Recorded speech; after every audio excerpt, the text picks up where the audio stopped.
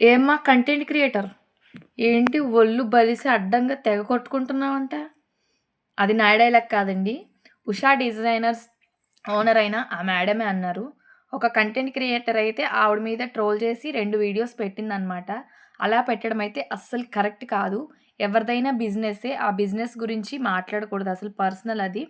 మీరు చేసే వీడియోస్ వల్ల వాళ్ళ బిజినెస్ మీద ఎఫెక్ట్ జరుగుతుంది. ఈవిడ ఏం పెట్టిందంటే సోల్డ్ ఔట్ క్రియేషన్స్ అంట. ఎవరైనా స్టాక్ ఉంచుకొని సోల్డ్ ఔట్ అయిపోయింది అని ఎవ్వరు కూడా చెప్పరు. అలా చేయడం అస్సలు కరెక్ట్ కాదు. నాకే నచ్చలేదు.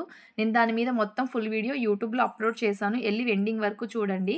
అసలు ఏం జరిగింది, ఏంటి అనేది మొత్తం అప్‌లోడ్ చేశాను. అమ్మ కంటెంట్ క్రియేటర్ నీకే చెప్తున్నాను. ఇలాంటి వీడియోస్ చేసే బదులు నీ లైఫ్ మీద నువ్వు ఫోకస్ పెట్టుకో.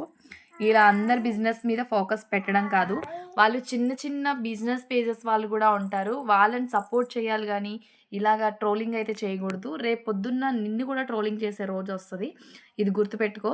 ఉషా డిజైనర్స్ అంటే పెద్ద పేజ్ ఆవిడ. ఆవిడకున్న నేమ్ ఏంటి?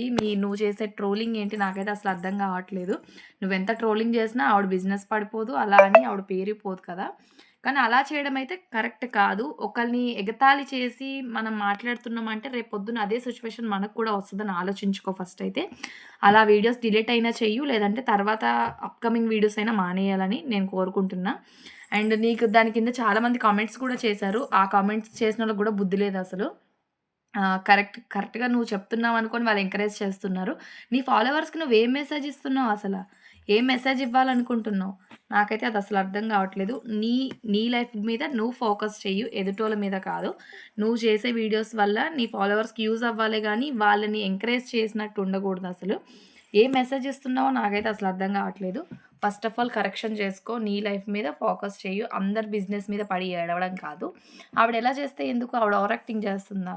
ఆవిడిష్టం, ఆవిడ మాట విధానం అలానే ఉంటుంది. ఇప్పుడేంటి, నేను ఆవిడ దగ్గర ఎప్పుడూ శారీస్ అవి పర్చేస్ చేయలేదు. కానీ ఎప్పుడూ రెగ్యులర్‌గా వీడియోస్ చూస్తూ ఉంటాను కాబట్టి నేను ఇది చేస్తున్నాను. సో, మీరందరైతే నా యూట్యూబ్ ఛానెల్‌లో లింక్ ఉంది. ఫుల్ వీడియో ఉంది చూసేయండి ఎళ్లి.